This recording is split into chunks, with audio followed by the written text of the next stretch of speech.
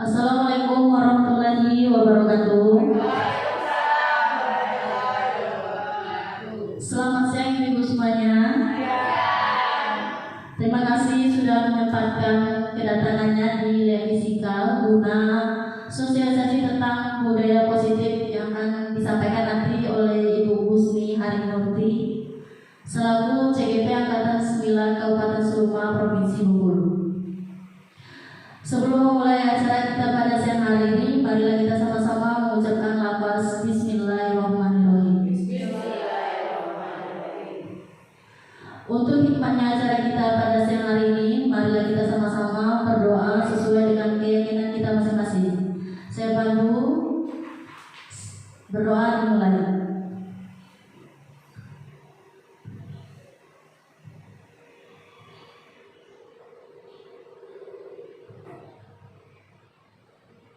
Selesai. Menginjak acara selanjutnya, langsung saja pemaparan tentang budaya positif di SMA Negeri Tegas Semua yang akan disampaikan oleh Ibu Husni Harimurti. Kepada Ibu Husni, dipersilakan. Terima kasih kepada saudara moderator. Assalamualaikum warahmatullahi wabarakatuh. Selamat siang ibu-ibu semua. Sebelumnya saya mengucapkan terima kasih atas kehadiran ibu-ibu semua yang telah memenuhi undangan kami 2 hari yang lalu. Di sini kami calon guru penggerak angkatan 9 diberi amanah untuk menyampaikan budaya positif. Di sini kami calon guru penggerak merupakan perpanjangan tangan dari pemerintah. Kami diharapkan bisa mensosialisasikan apa yang diharapkan oleh pemerintah tentang penerapan budaya positif yang seyogyanya bisa kita lakukan di sekolah kita ini. Jadi ibu-ibu, di sini kami mengajak ibu-ibu semua untuk mari kita belajar bersama, kita berkolaborasi, kita saling mendukung mewujudkan disiplin positif di sekolah kita yang tercinta ini. Mudah-mudahan dengan adanya materi ini kita samakan persepsi, sekolah kita bisa mewujudkan disiplin positif. Sebelum saya lanjutkan, ibu-ibu semua, kita merenung sejenak. Di sini saya pandu. Silakan ibu-ibu ambil satu benda yang ada di dekat ibu-ibu semua. Benda apa saja, silakan benda itu digenggam. Dan mari kita sama-sama memejamkan mata sejenak. Kita bayangkan benda yang kita genggam tersebut adalah benda yang paling berharga buat kita.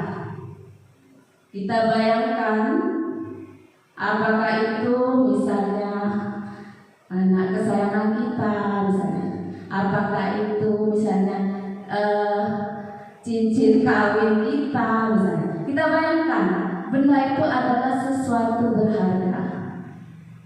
Nah, sementara ibu-ibu, di samping ibu-ibu datanglah seseorang yang ingin mengambil sesuatu yang berharga dari ibu tersebut. Kita anggap saja si B. Si B ini dengan segala upayanya merayu ibu untuk menyerahkan benda tersebut. Ternyata dia tidak berhasil. Kemudian datang lagi si C. Si C juga menginginkan benda itu. Si C malahan ibu-ibu, dia menawarkan imbalan sangat menggiurkan. Kalau ibu-ibu membuka genggaman itu, mungkin ibu-ibu akan mendapatkan cek pada hari ini. Iya kan ibu-ibu? Tertarik kan? Nah, sekarang ayo kita buka mata bersama-sama. Kita buka mata kembali. Silakan lepaskan genggamannya. Nah, dari yang kita praktikkan tadi, ibu-ibu, apakah godaan-godaan tadi kira-kira mempengaruhi ibu-ibu? Tidak. Apakah tadi digoda dengan rayuan? Tidak. Apakah tergoda? Tidak. Tidak. Dengan cek 1 miliar tergoda? Tidak. Tidak. Tapi pertanyaannya, apakah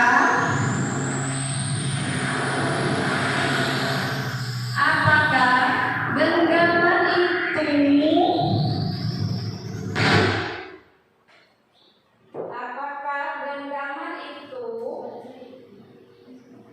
seterusnya akan ibu-ibu genggam terus, atau mungkin suatu saat nanti akan ibu-ibu lepaskan? Nah, itulah bahan diskusi kita pada hari ini.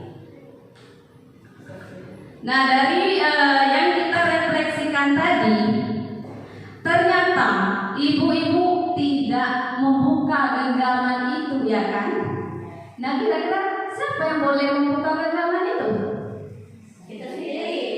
Iya, diri kita sendiri.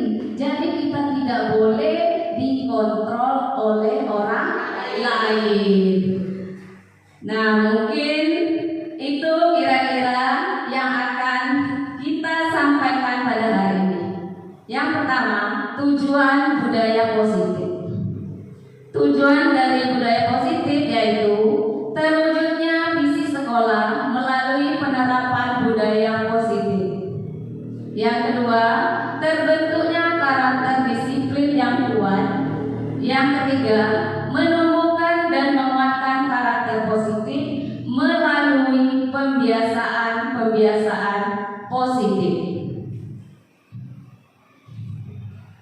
Ibu-ibu semua, konsep utama dari budaya positif itu ada 7 poin.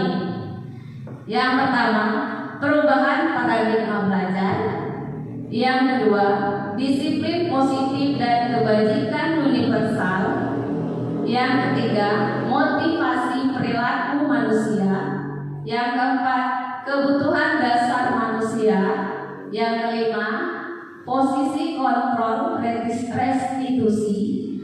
Yang keenam, keyakinan kelas. Dan terakhir, segitiga restitusi. Nah, 7 hal inilah yang akan kami sampaikan kepada ibu-ibu semua. Yang pertama, pembelajaran dengan paradigma baru.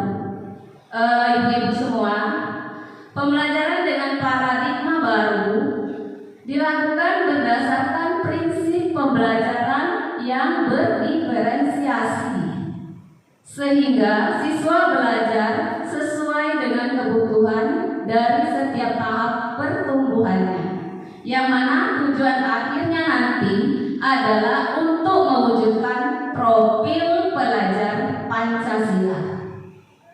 Nah, perlu diketahui, profil pelajar Pancasila itu ada 6 dimensi utama. Yang pertama, beriman, bertakwa kepada Tuhan Yang Maha Esa dan berakhlak mulia. Yang kedua, berkebinekaan global. Yang ketiga, mandiri.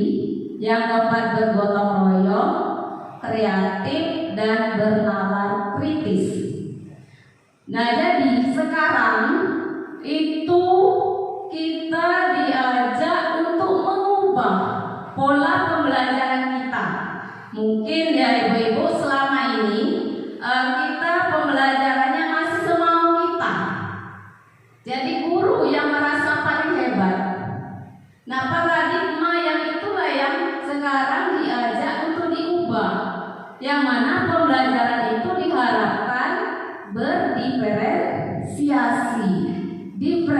artinya berbeda. Ya Bu Mel. Jadi berbeda. Apanya yang berbeda?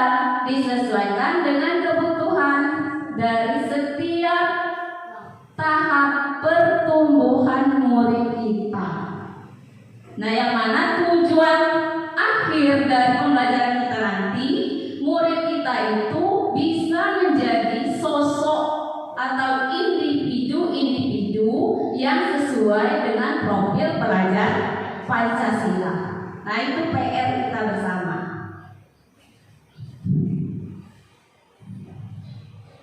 Selanjutnya, kira-kira apa arti dari disiplin positif? Kalau kita ambil dari kata positif pasti baik ya. Disiplin berarti patuh. Nah, mungkin bisa didefinisikan dalam budaya kita. Disiplin banyak orang yang memaknai sebagai sesuatu yang dilakukan seseorang pada orang lain untuk mendapatkan kepatuhan dan memiliki kecenderungan ketidaknyamanan. Itu kebiasaan kita. Biasanya orang disiplin karena patuh. Itu.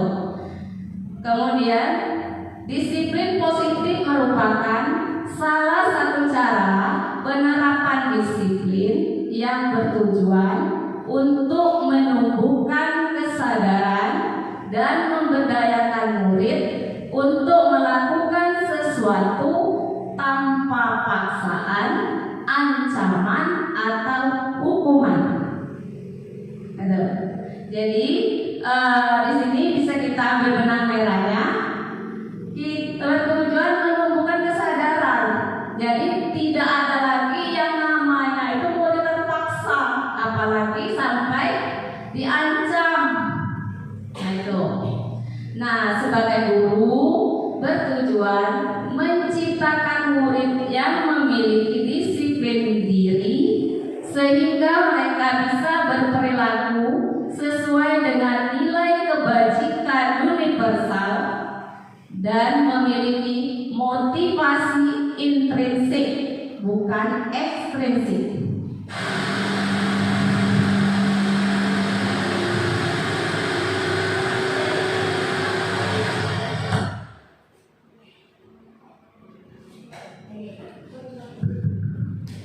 Jadi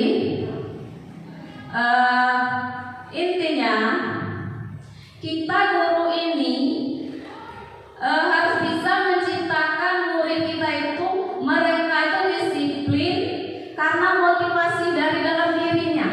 Jadi bukan karena orang lain, bukan karena gurunya, bukan karena temannya. Jadi murni dia mau disiplin itu karena kesadaran dari diri sendiri.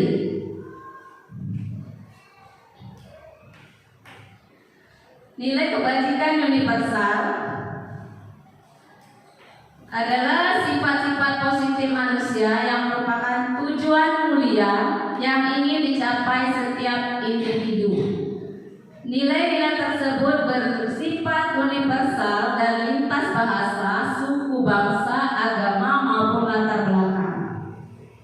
Menurut William Glasser, setiap perilaku atau perbuatan memiliki suatu tujuan. Nah, dengan menaikkan nilai-nilai kebajikan yang diyakini seseorang, maka motivasi intrinsiknya akan terbangun, sehingga menggerakkan motivasi dari dalam untuk dapat mencapai tujuan mulia yang diinginkan. Nah, tujuan apa yang kita inginkan? Kembali ke tadi adalah profil pelajar Pancasila.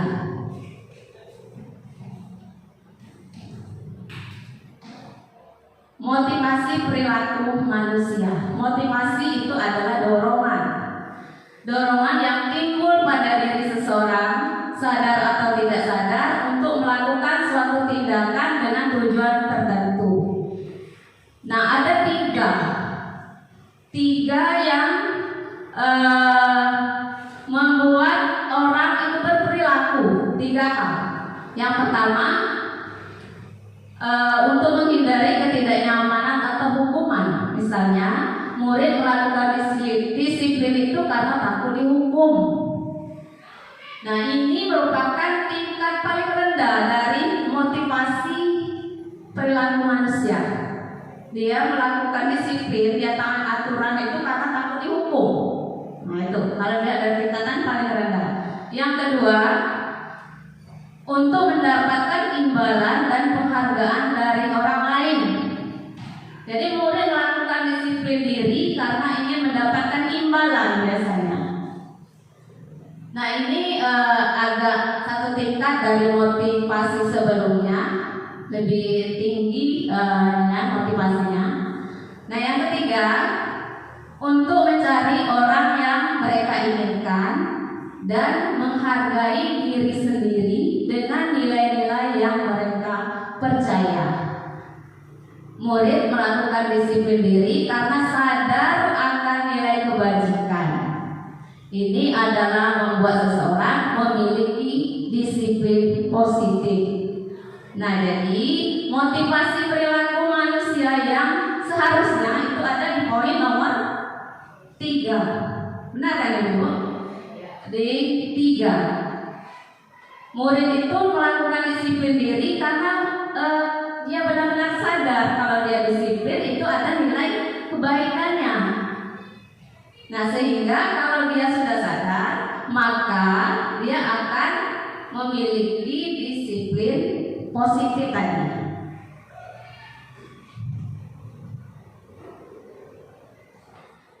Nah, di sini ada perubahan paradigma respon teori kontrol. Teori kontrol disebut juga dengan teori pilihan. Nah, siapa sesungguhnya yang memiliki kontrol? Nah, tadi kita sudah mempraktikkan menggenggam tangan tadi. Sebenarnya siapa yang memiliki kontrol yang sebenarnya terhadap diri kita itu? Nah, menurut stimulus respon, kebutuhan kita sama. Menurut teori kontrol, kebutuhan kita berbeda. Kemudian semua orang melihat hal yang sama. Setiap orang menurut teori kontrol memiliki gambaran yang berbeda. Kita mencoba mengubah orang agar berpandangan sama dengan kita. Kita berusaha memahami pandangan orang lain. Perilaku buruk dilihat sebagai suatu kesalahan. Semua perilaku memiliki tujuan. Orang lain bisa mengontrol saya. Menurut teori kontrol, hanya saya yang mengontrol saya, bukan orang lain, saya sendiri. Saya bisa mengontrol orang lain. Saya bisa mengontrol saya. Saya tidak bisa mengontrol orang lain. Kemudian pemaksaan ada pada saat bujukan gagal, itu stimulus respon. Kolaborasi dan konsensus menciptakan pilihan-pilihan baru. Terakhir, menurut stimulus respon, model berpikir menang kalah. Tapi kalau menurut teori kontrol, model berpikir menang. Jadi tidak ada menang dan kalah.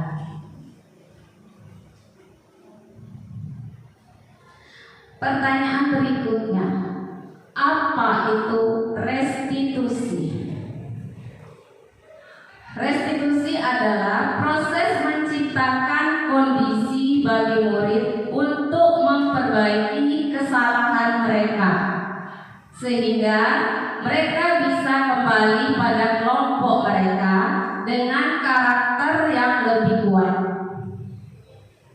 Restitusi juga merupakan proses kolaboratif yang mengajarkan murid untuk mencari solusi untuk masalah mereka dan membantu murid berpikir tentang orang seperti apa yang mereka ingin menjadi tujuan kuliah dan bagaimana mereka harus memperlakukan orang lain.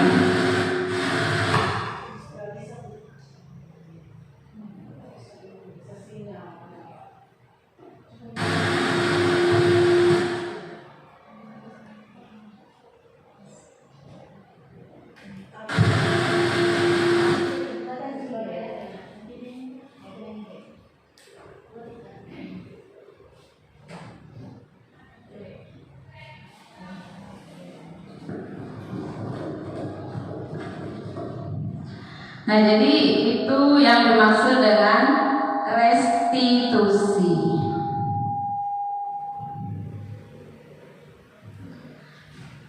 Konsep dengan disiplin identitas gagal. Kita bandingkan antara hukuman dan penghargaan. Nah, dari konsep ini ternyata hukuman itu menyakitkan. Hukuman itu tidak nyaman. Murid menjadi takut. Hukuman sifatnya memaksa, sehingga murid menyembunyikan kesalahannya, dan pada akhirnya murid merasa rendah diri. Itu efek dari hukuman. Kemudian penghargaan. Penghargaan ternyata kurang efektif, bisa merusak hubungan, mematikan kreativitas, menghukum dengan sistem ranking, merampas hak menghargai dirinya. Itu konsep hukuman dan penghargaan. Nah, bagaimana konsep disiplin dengan identitas yang sukses, yang berhasil? Kita bandingkan antara konsekuensi dan restitusi. Konsekuensi adalah penguatan jangka pendek. Perlu monitoring berkelanjutan. Stimulus respon. Murid lebih menghargai peraturan. Kehilangan waktu untuk mengurangi kesalahan. Nah, sementara restitusi, murid mulai bertanggung jawab atas perilakunya, fokus pada pemecahan masalah jangka panjang, murid lebih menghargai dirinya dan orang lain, dirinya memiliki kontrol. Kemudian murid bersemangat untuk memperbaiki kesalahan. Nah, dilihat dari keempat perbandingan ini, berarti restitusi yang lebih tepat untuk diterapkan. Ciri-ciri restitusi. Yang pertama, bukan untuk menebus kesalahan, tetapi untuk belajar dari kesalahan. Memperbaiki hubungan, tawaran bukan paksaan. Restitusi itu menuntun untuk melihat ke dalam diri. Restitusi mencari kebutuhan dasar yang mendasari tindakan. Kemudian restitusi diri adalah cara yang paling baik. Restitusi fokus pada karakter bukan tindakan. Restitusi fokus pada solusi, dan restitusi mengembalikan murid yang berbuat salah pada kelompoknya.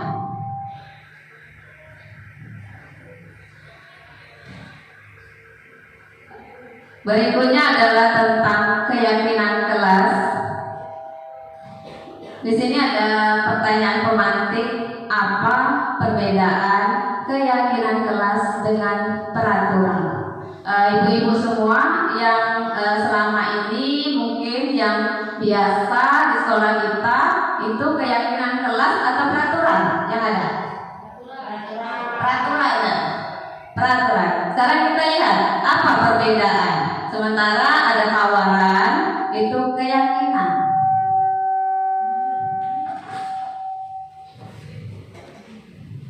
Nah, kira-kira ibu-ibu, ini peraturan selalu kembalikan buku pada tempatnya. Kira-kira itu bunyinya, dilarang mengganggu orang lain. Hadir di sekolah 15 menit sebelum pembelajaran dimulai. Bergantian atau menunggu giliran. Dilarang melakukan kekerasan. Dilarang menggunakan narkoba. Gunakan masker. Jangan berlari di kelas atau koridor. Nah, itu yang bersifat peraturan yang biasa kita dengar itu. Nah, bagaimana keyakinan kelasnya? Nah, dari peraturan itu kita bisa buat keyakinan kelas selalu mengembalikan buku pada tempatnya. Itu nilai keyakinan tanggung jawab.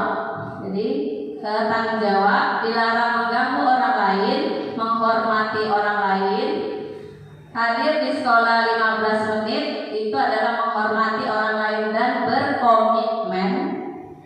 bergantian atau menunggu giliran, itu bersabar, menghormati orang lain juga, dilarang melakukan kekerasan, keselamatan, dilarang menggunakan narkoba, kesehatan, gunakan masker, itu keselamatan dan kesehatan, jangan berlari di kelas, itu keamanan dan keselamatan.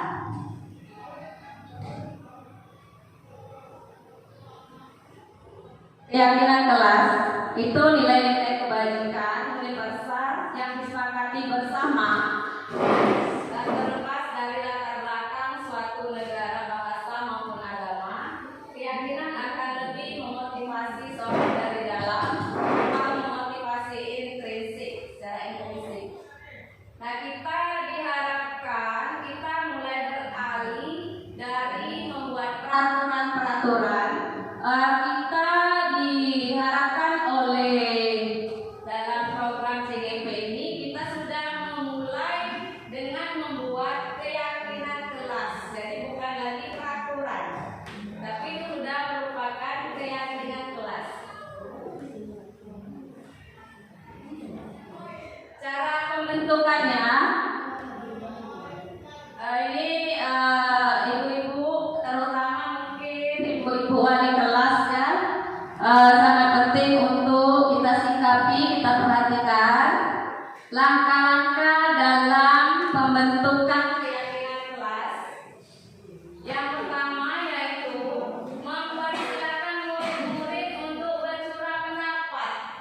Nah, jadi kita persilakan murid-murid kita untuk menyampaikan ide-idenya berkaitan dengan aturan-aturan yang selama ini, sampaikan sebanyak-banyaknya.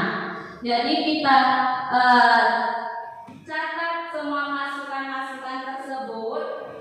Nah, dari masukan seluruh anggota kelas, kita susun keyakinan kelas sesuai dengan prosedur, dengan cara mengganti kalimat negatif menjadi kalimat positif.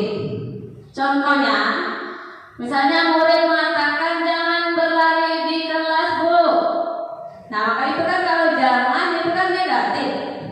Nah, maka kita ganti dengan berjalanlah di kelas.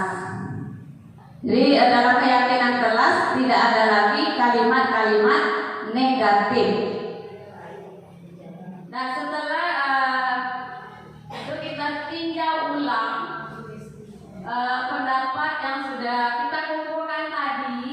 Selanjutnya kita ajak murid-murid kita itu untuk menemukan nilai kebajikan dari keyakinan kelas tadi.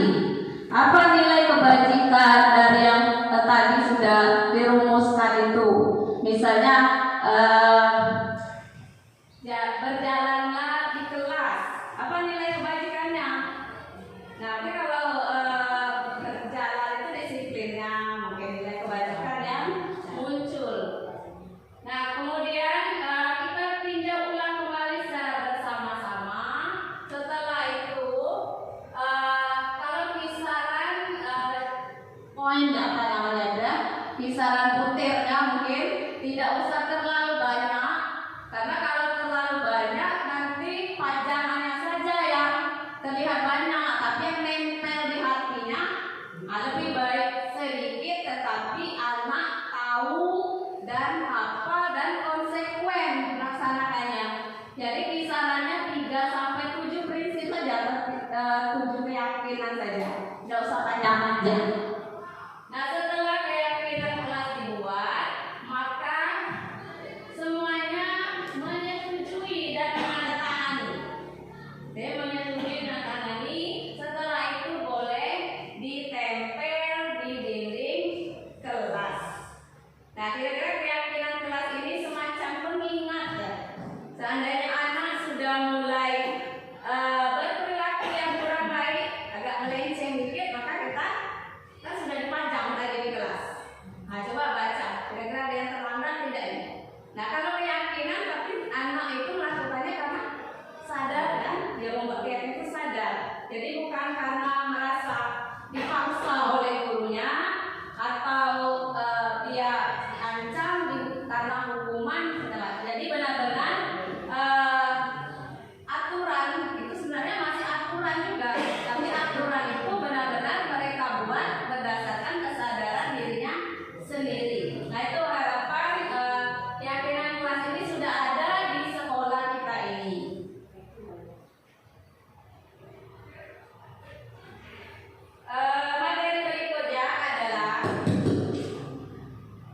kebutuhan dasar manusia.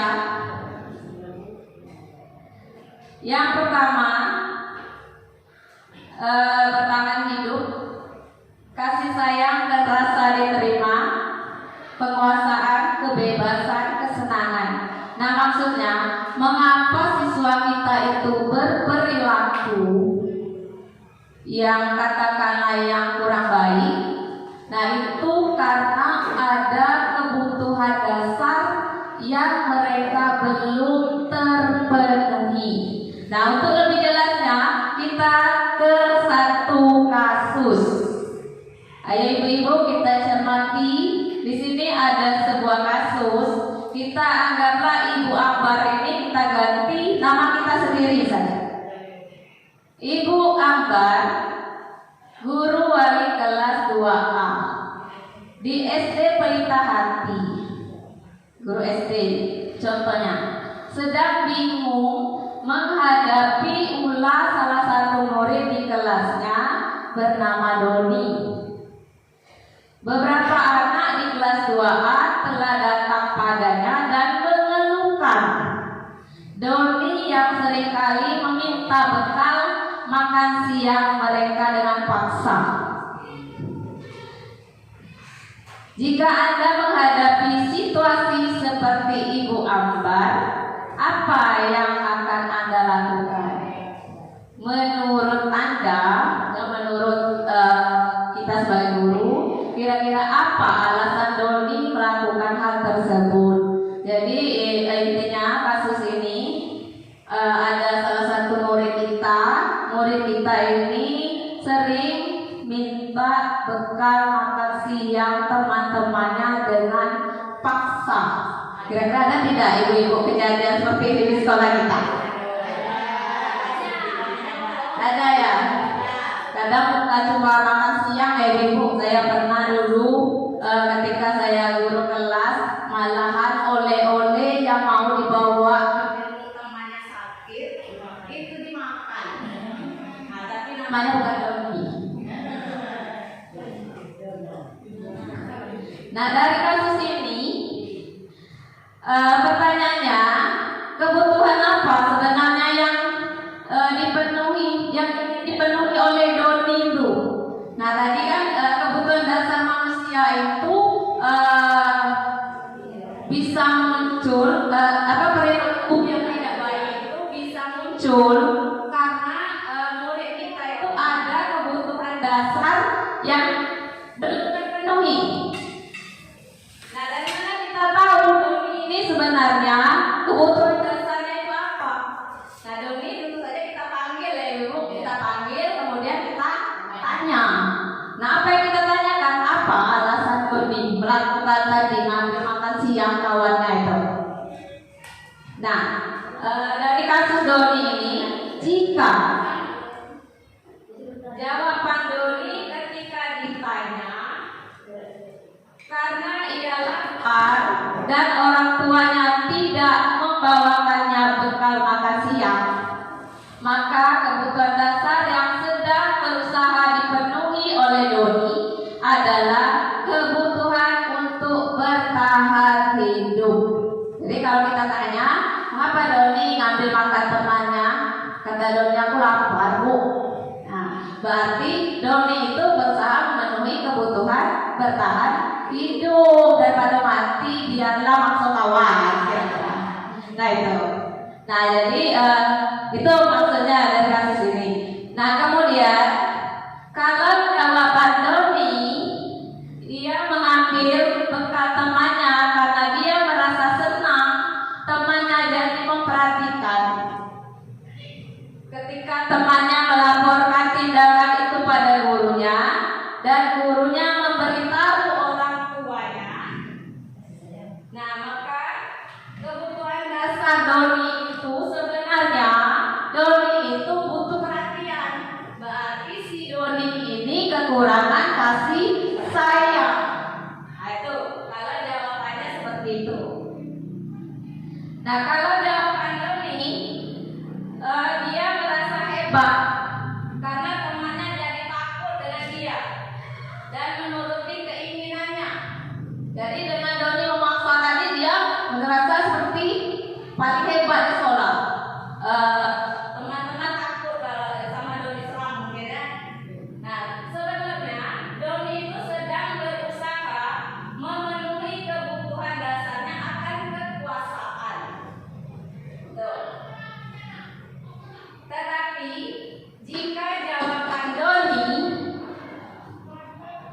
Dia merasa bosan dengan bekal makanan yang dibawakan ibunya dari rumah, karena ibunya selalu membawakan bekal yang sama. Jadi dia ingin mencoba teman-temannya yang beraneka ragam. Nah, jadi intinya mungkin Doni itu dari rumah dan dibawakan terus ceplok terus. Nah, tiba-tiba kawan kan beda-beda, maka dia ingin mencoba yang baru. Nah, berarti Doni sedang berusaha memenuhi kebutuhannya akan kebebasan. Jadi Doni ingin bebas memilih sebenarnya yang ingin dipenuhi oleh Doni itu. Nah, jika jawaban Doni ketika kita tanya karena iseng dan ia ingin menikmati ekspresi wajah teman-temannya yang kesal. Nah, waktu diambil makan siangnya pasti teman-temannya kan marah kan? Pasti kesal. Nah, berarti Doni sedang berusaha memenuhi kebutuhannya akan kesenangan. Nah, jadi mengapa perilaku itu muncul? Karena murid kita ingin sebenarnya ingin memenuhi kebutuhan dasarnya. Itu sebenarnya. Bisa dimengerti, Ibu? Ke materi berikutnya, 5 posisi kontrol guru. Di sini Ibu kontrol guru. Kita guru kan? Nah, di manakah posisi kita? Nah, sekarang ada tayangan. Mungkin dari tayangan ini nanti ibu-ibu bisa menyimpulkan sendiri saya selama ini posisinya sebagai apa? Gimana?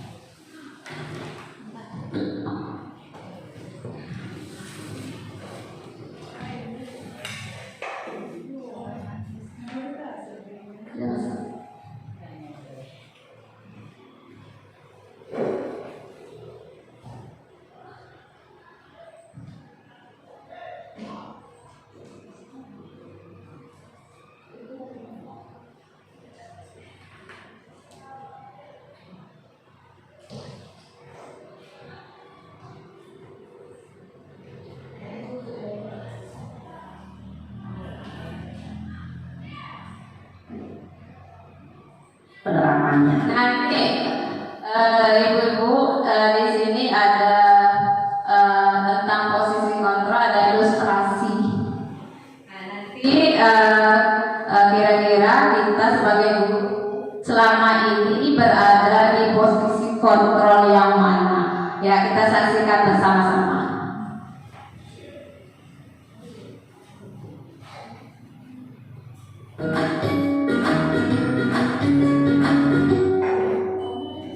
Salam bahagia Ibu dan Bapak guru hebat. Dalam penerapan disiplin positif restitusi, salah satu program yang dikembangkan adalah 5 posisi kontrol. 5 posisi kontrol dalam restitusi adalah proses perjalanan seorang pendidik agar dapat mengenali dirinya. Pada video kali ini, kita akan membahas tentang 5 posisi kontrol yang dikembangkan oleh Diane Gosden dan contoh penerapannya.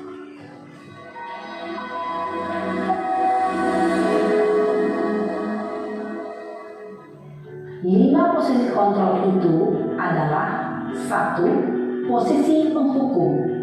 2. Posisi pembuat merasa bersalah. 3. Posisi teman. 4. Posisi pemantau atau monitor. Dan 5. Posisi manajer. Untuk lebih memahami kelima posisi tersebut, mari kita saksikan kasus Naren yang terlambat hadir 20 menit di sekolah dan melihat bagaimana kelima posisi kontrol dalam menghadapi masalah tersebut.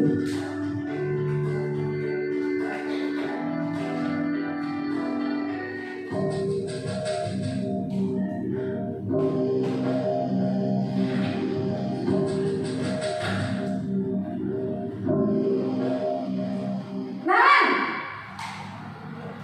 Sini kamu! Selamat pagi, Bu. Selalu terlambat.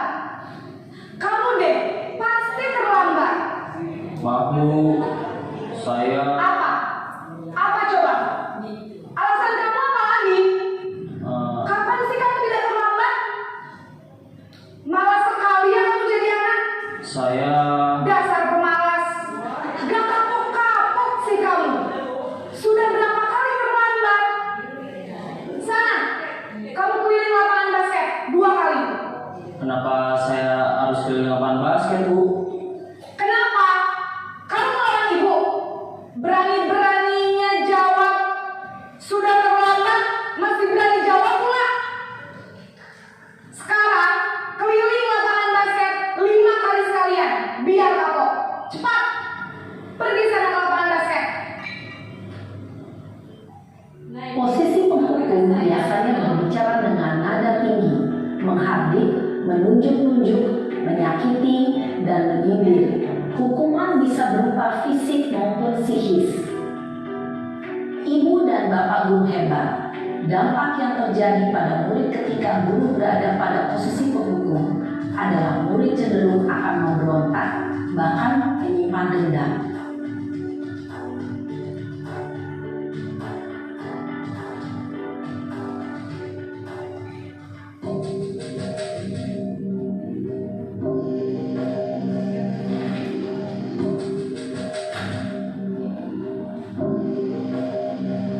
Naren!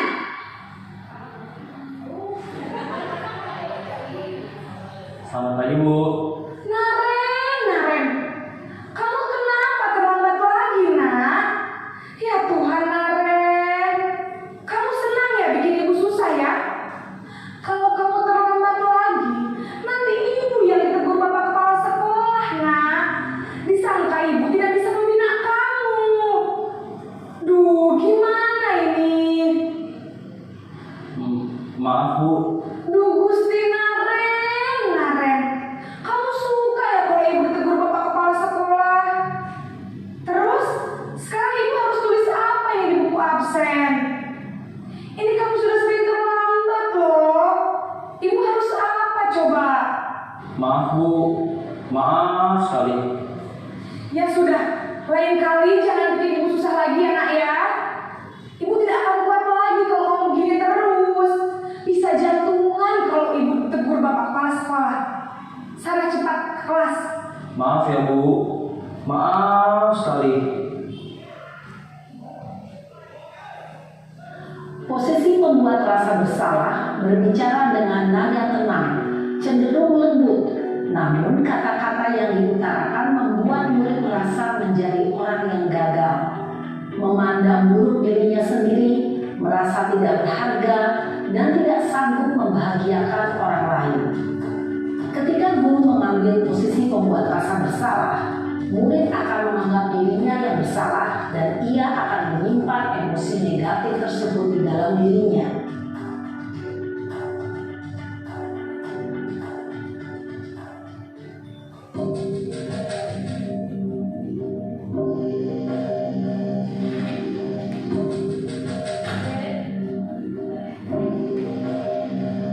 Naren!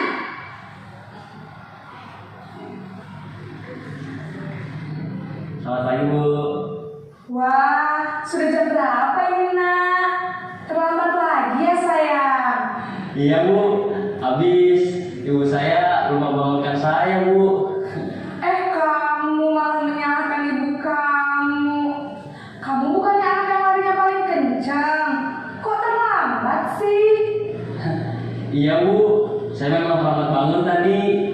Jadi biarpun saya lari kencang, tetap gak kejar Bu. Ya sudah sana, nanti lain kali larinya lebih kenceng lagi ya, biar gak terlambat lagi.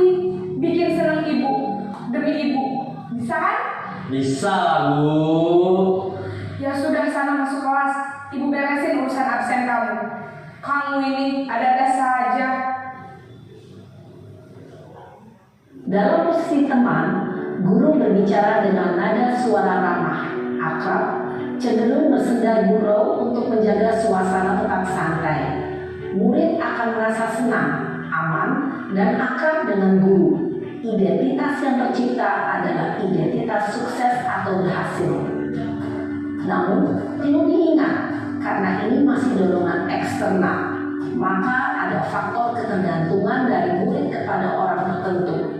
Di sini guru aksennya, sehingga di lain waktu murid bisa berperilaku baik, namun hanya kepada orang-orang tertentu saja.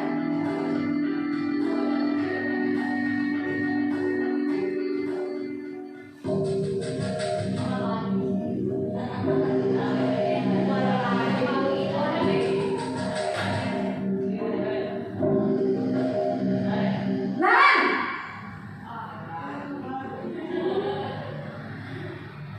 Selamat pagi Bu. Naren, apa peraturan sekolah kita tentang jam berapa kita harus masuk sekolah, Nak? Kita harus di sekolah jam 7 Bu. Iya betul, sekarang sudah jam 7.20. Naren sudah tahu konsekuensinya jika terlambat hadir. Paham Bu.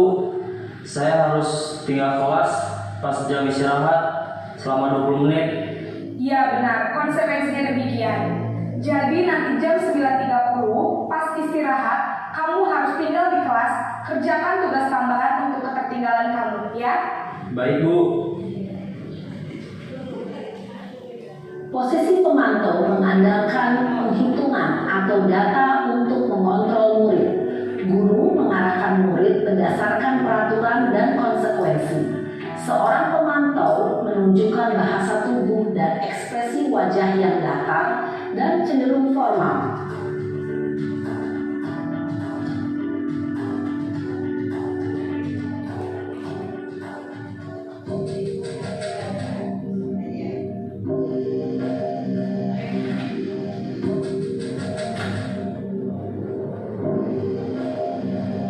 Naren!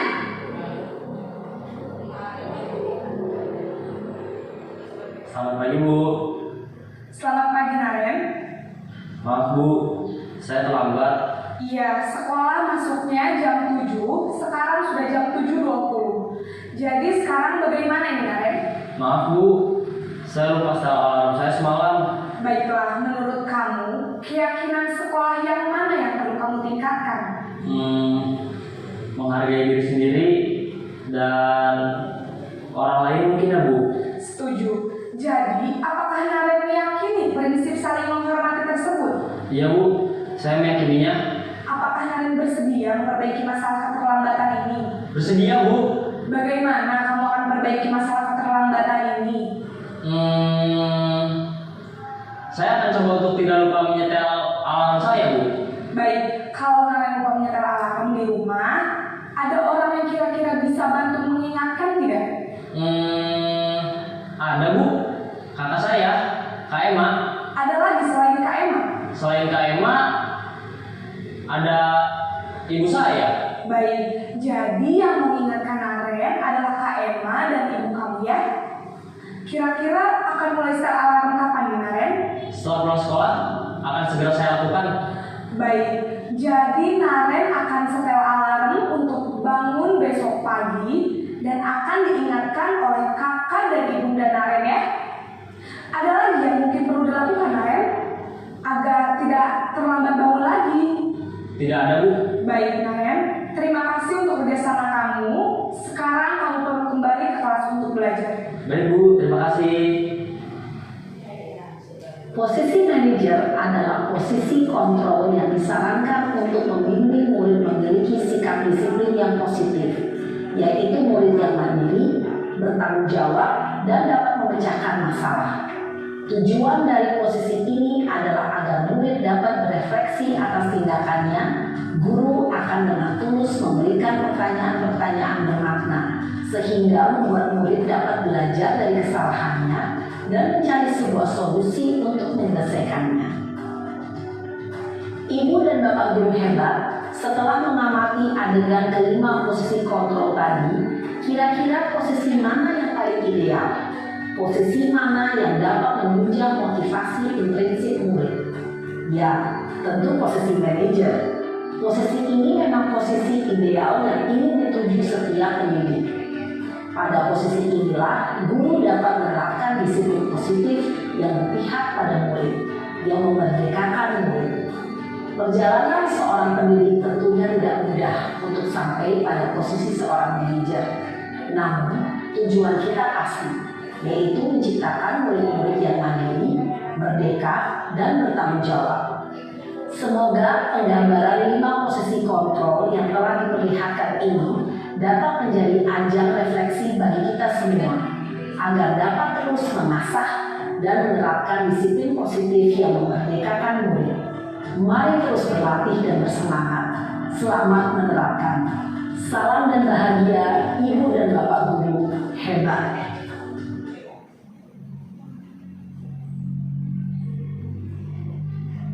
Nah, jadi ibu-ibu sudah bisa kita simpulkan sebaiknya posisi yang mana kita sebagai guru? Sebagai manajer. Nah, jadi lewat program guru penggerak ini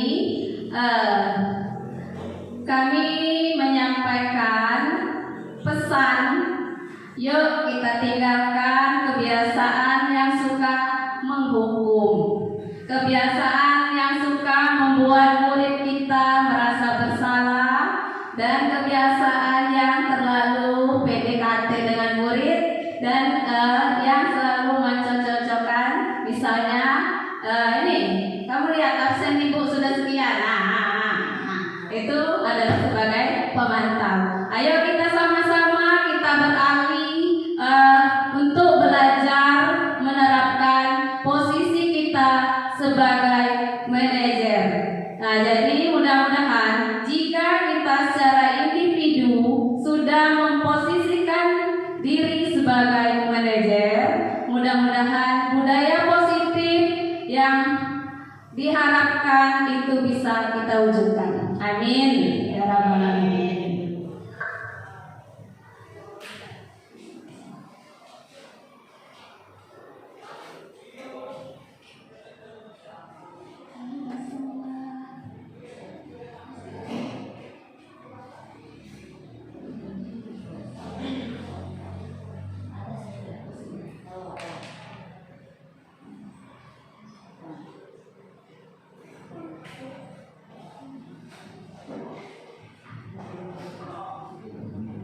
Nah, ini hanya penjelasan tambahan saja. Saya rasa dengan menonton video tadi itu sudah mendapatkan informasi yang sangat baik.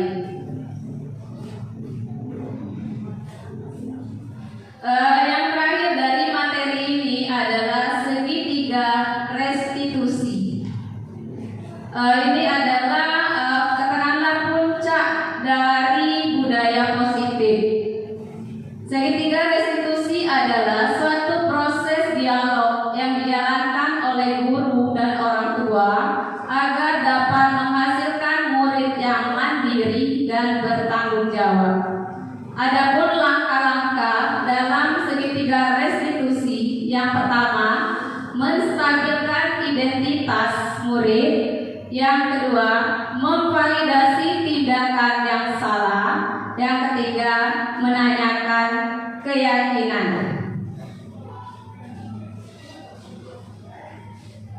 Kira-kira ini perkataan yang layak untuk diucapkan oleh guru ketika menstabilkan identitas. Nah, maksud materi ini seperti ini, Ibu. Misalnya dalam keseharian kita mengajar, kita mendapati murid kita katakanlah berkasus. Nah, Misalnya ketika ulangan atau ujian, tiba-tiba kita menemukan murid kita itu mencontek. Nah, secara otomatis murid kita itu kan sudah melakukan kesalahan ya. Nah, jadi sebaiknya murid kita panggil baik-baik. Ketika kita menyelesaikan permasalahannya, kita menyelesaikan bersama dengan murid dengan langkah-langkah ini. Nah, langkah pertama kita stabilkan dulu identitasnya. Jangan kita marahin dulu. Murid kan pasti kalau kita panggil kan takut kan. Kadang lihat wajah kita saja tidak mau, saking takutnya, apalagi tertangkap bahasa mencontek tadi. Itu kira-kira ucapannya, berbuat salah itu manusiawi, tidak ada manusia yang sempurna, ibu juga pernah salah, kita bisa menyelesaikan ini dan sebagainya. Nah, langkah yang kedua, kita memvalidasi tindakan yang salah tersebut. Kita bisa mengatakan kamu pasti punya alasan mengapa melakukan mencontek tadi misalnya. Bisa kita tanya seperti itu. Dan terakhir adalah kita menanyakan keyakinan. Nah, tadi kan kalau kita sudah menerapkan semua keyakinan jelas, murid kita itu kan sudah punya konsep. Oh, keyakinan kelas kami seperti ini. Kalau saya mencontek berarti saya melanggar keyakinan yang ini.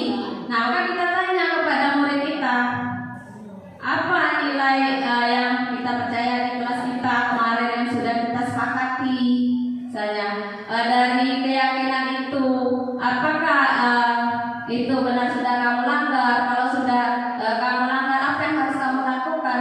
Sehingga murid ketika kita tanya itu dia akan mengalir sendiri.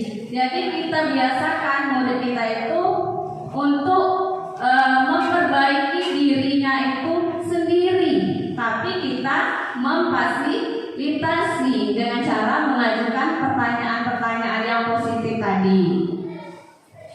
Nah, itu maksudnya dari segitiga restitusi. Nah, jadi kesimpulan akhir dari yang kami sampaikan pada hari ini yaitu mari kita bersama-sama mengubah budaya kita yang selama ini kurang baik, kita arahkan ke budaya yang positif. Guru dulu yang positif, baru murid bisa kita ajak untuk disiplin positif. Demikianlah yang dapat saya sampaikan. Lebih dan kurang saya mohon maaf.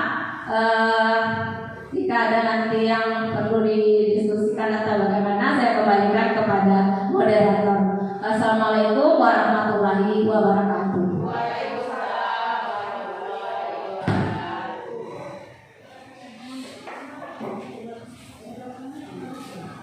Terima kasih kepada Ibu Gusti sudah memaparkan apa itu budaya positif dan apa saja yang bisa kita terapkan di sekolah kita yang tercinta ini. Acara selanjutnya sesi tanya jawab. Mungkin pada sesi ini ada kegundahan hati dari ibu semua, bisa ditanyakan langsung ke narasumber. Kira-kira ada yang masih menjanggal di hatinya, kira-kira yang mana yang belum dipahami tentang budaya positif? Gimana ibu semuanya? Apa sudah paham atau seperti apa? Atau misalnya mau merefleksi, mau merespon, mau memberikan tanggapan? Ya, kepada Ibu Risma dipersilakan.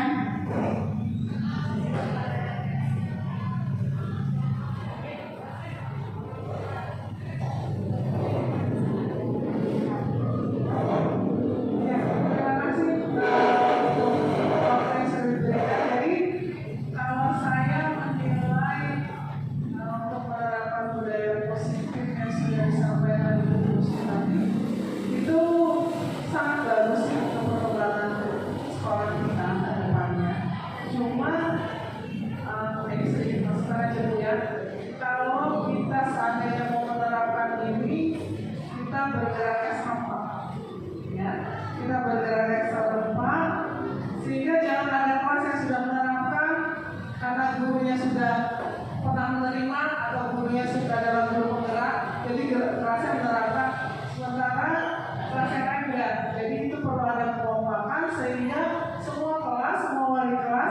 bisa menerapkan budaya positif ini tadi. Jadi overall semuanya adalah bagus. Itu aja. Terima kasih.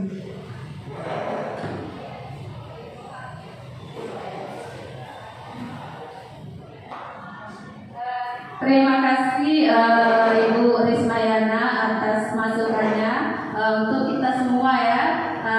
Di awal tadi sudah kita ajak, yuk mari kita berkolaborasi. Ayo kita berkolaborasi, mudah-mudahan insya Allah ke depannya budaya positif jika kita lakukan bersama-sama akan tercipta di sekolah kita ini.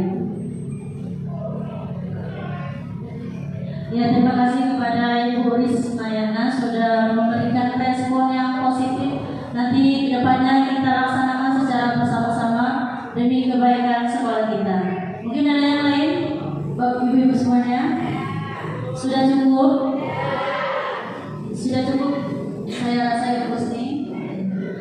Oke, untuk menutup kegiatan kita pada hari ini, mari kita sama-sama mengucapkan lafaz Alhamdulillahirabbil alamin. Saya selaku moderator pada kegiatan pada siang hari ini, sebelum menutup, marilah kita sama-sama berdoa kembali sesuai dengan keyakinannya masing-masing. Berdoa dimulai.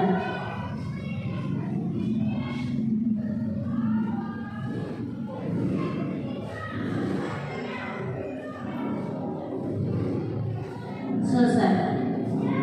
Semoga dengan doa kita bersama, budaya positif di sekolah kita cepat terwujud dan kita saling berkolaborasi. Akhir kata, saya selaku moderator mengucapkan minta maaf yang sedalam-dalamnya jika ada salah dalam pengucapan. Terima kasih. Wassalamualaikum warahmatullahi wabarakatuh.